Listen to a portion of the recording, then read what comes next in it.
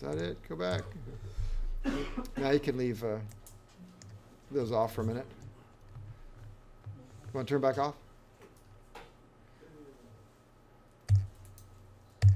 All right, so one more time going through this. We'll go through these right here. Governor. On speed, underspeed, overspeed? Underspeed. All right, so when the pilot controls the blue knob, all you're doing is change. It's a speeder rack, changing the pressure on that spring. That is all you're doing, changing the pressure there. So this is underspeed. And in this case, it says oil drains from prop to decrease pitch. So I could ask you the opposite now. If it's draining oil to decrease pitch, is it counterweighted or non-counterweighted? Non-counterweighted, because if it had counterweights and I lost oil pressure, it would go to high pitch towards feather, because that's what you want. If I'm flying around in a twin engine aircraft and I lose all my oil pressure from my right engine, then I want the prop to automatically feather if I can. Okay, so underspeed. So it is draining. That's nice that it says that. Oil drains from prop to decrease pitch. So what's it doing? Prop line from the oil goes around through this pilot valve. This little, and this is exactly the one you're going to be working on. Looks just like that. There's this little cavity in there. So this drops down inside that little cavity. And this little thing just above it is, it's got like spokes on it.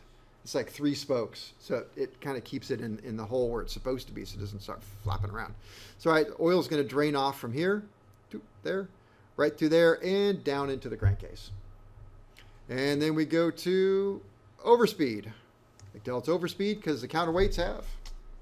And by the way, when I'm doing this, like on a test, I like to have a piece of scratch paper and I actually write little W or trying, I actually write that and think about it. I'm like, okay, it's doing that. Otherwise, it gets really confusing. So take your time and think it through. So we are in an overspeed condition, which means we need high oil pressure to go to the prop, to the dome, to fight this centrifugal twisting force, right? And drive it to a higher blade angle to slow down the engine. So now we got the oil supply comes in, it goes through the oil pump, governor oil pump, through the pilot valve, and now instead of this pilot valve being dropped down like it was and draining, it's blocked off this passageway, so oil has nowhere to go but to the prop. So notice that this passage right here, the prop passage, sometimes it's that way and sometimes it's that way. It's both in and out. All right, so then the engine is going to slow down a little bit, and then we are equilibrium. We are on speed. So here's the oil line coming in, and that oil passage is blocked this way. It's blocked that way. It can do neither. So the oil pump's got to pump. So the pump is just going to pump. It's going to go through this relief valve right here and just back to the inlet right there. And that's a lot of pressure, and that's why, look at that, 280 to 300 PSI. We haven't really talked about feather yet, but this is the feather position. So when you feather it, underspeed, overspeed, that doesn't do anything. And what you do is you take the prop lever and you pull it all the way to high pitch, and you go over a detent and go more. And then usually it lifts up something or it takes this out of the system and realigns. So now we have, I don't know, what's this one doing? Auxiliary high, I don't know where it's getting it aux from. I think it's from a feather pump, which is kind of a unique system. Yeah, it'd be the electric one, which only the Hamilton standard, the big one, has. None of the other ones have it.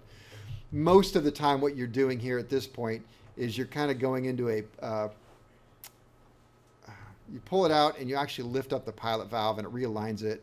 And these gears right here pump the oil, drains off the oil from the prop. So to feather it, we have to, let me back up. Normally to feather it, we have to get a different system. It can't be the pictures we're looking at, because all of these pictures assume that we have a non-counterweighted prop.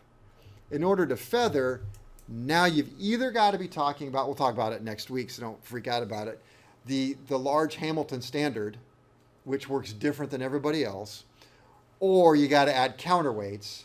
And you add counterweights, you're just going to pull up the pilot valve and drain off the oil from the prop. And the counterweights are going to take it all the way into the centrifugal twisting force goes to feather. So that's all you do. You just lift up the pilot valve, drain it off. So everything's going to be different. We'll talk about this next week, so don't worry about it. But you got to get this. And what would be different is everything under here would be different. So where it says underspeed, oil drains from prop, it's going to say underspeed, high pressure oil to prop. You follow that? So you have to invert what the governor does. So if it's counterweighted and it goes into underspeed, that means that the pitch is too high. And if the pitch is too high, it's because the counterweights made it do that. So now, this prop here, this specific prop, so to get it back into low pitch, what do I got to do? I got to add oil pressure to overcome these counterweights centrifugal. So I add oil pressure. So it's oil pressure to that. So yeah, again, you really just take all of this and reverse it. So yeah, these two lines actually just switch. So it's underspeed, high pressure oil enters prop to increase pitch. Overspeed, oil drains from prop to decrease pitch. Yeah, overspeed. Yeah. With counterweights. So this is all non-counterweighted stuff here, right? And my point being, then this governor right here is completely different. To go to feather, we drain the oil, counterweights are going to drive it to feather. Follow? It's just so clear. It's really not difficult if you kind of slow down and just even turn the lights back on. Slow down, think about it. Draw some pictures. Yeah, so draw some pictures. All right, so to a point. All right. Yes. So basic components.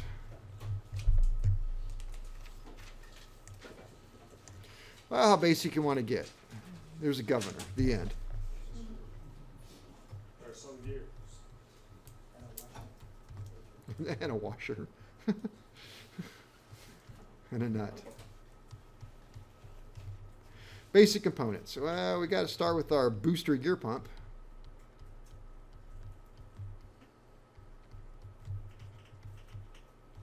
Because without the boosted oil pressure, we're going to have a hard time driving this thing around. So governor, I'm just going to abbreviate GOV. Governor takes oil pressure, takes engine oil pressure. We'll say that. Engine oil pressure, and boosts it up to, I know it goes as low as 150. We'll say 150 to 300 PSI. My notes say 275. I think the last slide we said at 300. So, what kind of pump do we have? The book mentions 300. Okay. The pump is a constant displacement.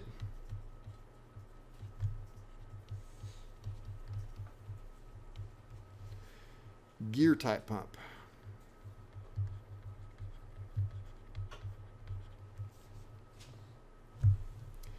It is very important that it is directly connected to the engine drive gears.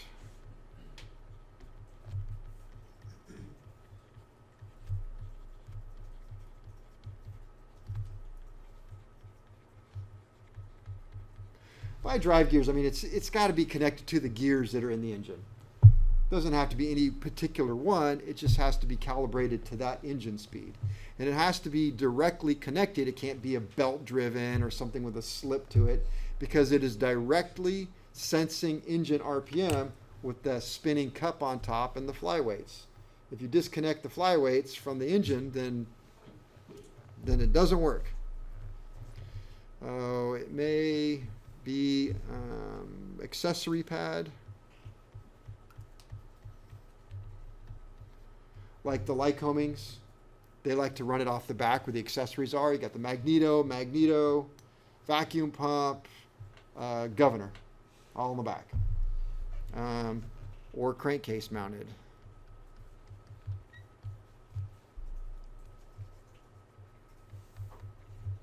What Continental likes to do, they like to put them up in the left front of the engine on my plane, and like the right front on the Continental 360s, right? That's where you guys.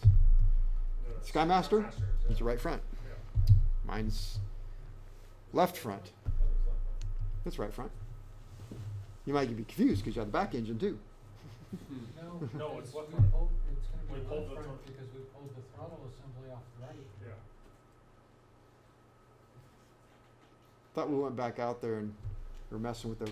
Oh, that was the. I'm sorry, you're right. That was the fuel pump. Fuel pump's on the right side, so it is on the left side. That's what it was. Yeah, I was thinking we pulled that, but that was the. So yeah. Anyway, it's on the crankcase.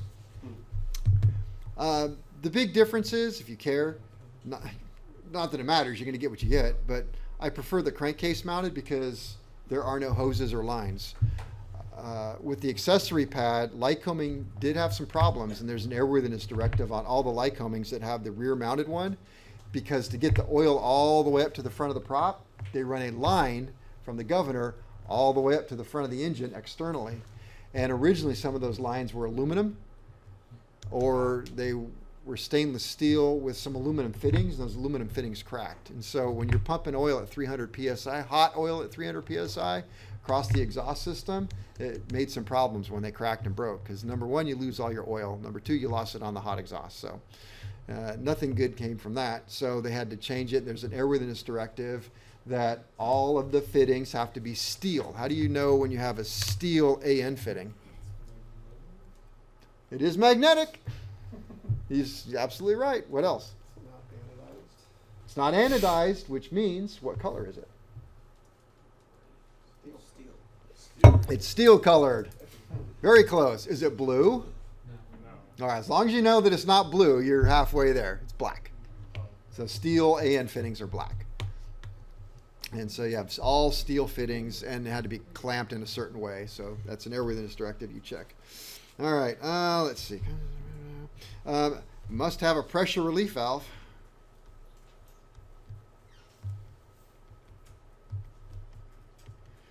If you don't have the pressure relief valve, you're going to be in big trouble, because there's certain times when we're on speed, as example, on speed, all of that pressure does not go to the prop or drain. It recirculates right there. And so it's got to go through the pressure relief back and around to the inlet side of the pump. So pressure relief valve that allows excessive pressure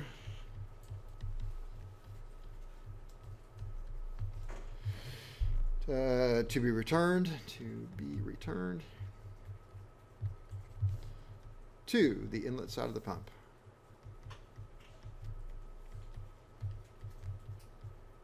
You said inlet side of the pump. I thought you meant like back to like the wet sump if it's inside. It's literally to the inlet side of the pump on this one. It goes right back to the gears. Okay. That's why it gets so hot, I think, because you're boosting that big pressure, and it's not dumping it into the sump and picking up fresh oil. Doesn't go down. You're heating up a very small amount of oil. All right, then probably the most important, well, can't say the most important thing, because without any of it, it doesn't work. Flyweights, the brains of the operation.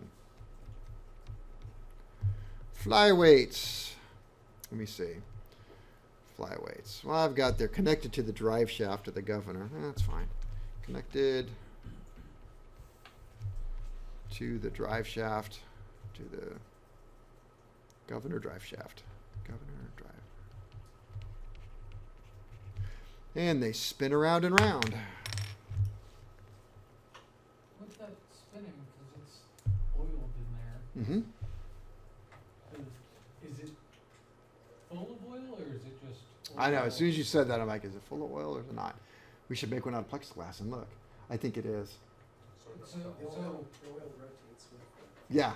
Oh, yeah, definitely. right, but doesn't that affect? But does it the- completely fill up in hydraulic? I don't think it does. There's not enough oil going up there, but it bathes it and splashes it in oil, is what I think. Cause that was my concern, is like if it's full of oil and hydrolocks, then the flyweights aren't gonna be able to Yeah. rock back and forth. They wouldn't move the way very they're well. Supposed to. By the way, now that you mention all that, I am almost 100% positive that working on a governor is considered a major repair. It is forbidden in the FAR that we can't work on governors. And they're very simple, which is funny. But they're shaped like an L. They are shaped like an L. So as governor speeds up,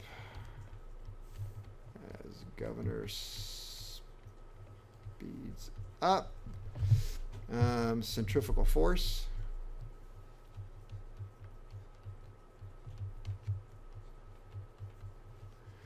moves the flyweights out,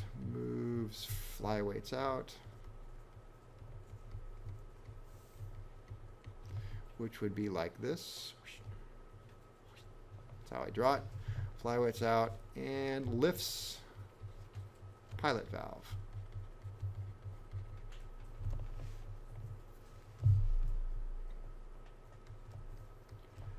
As the governor slows down,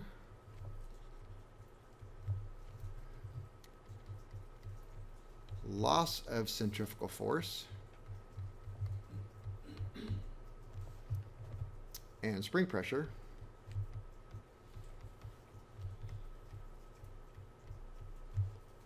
causes flyweights to move in, which would be like that. Dropping pilot valve or lowering pilot valve.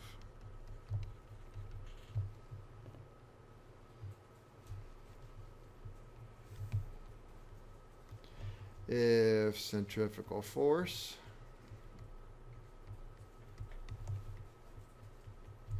equals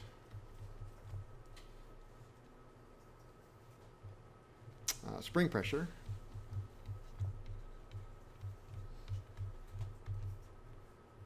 flyweights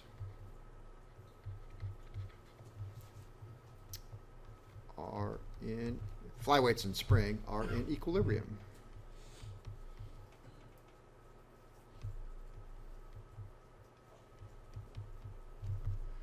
Which would be like that. That would be considered on speed. On speed. On speed. This one right back here would be under speed. And this one up there would be over speed.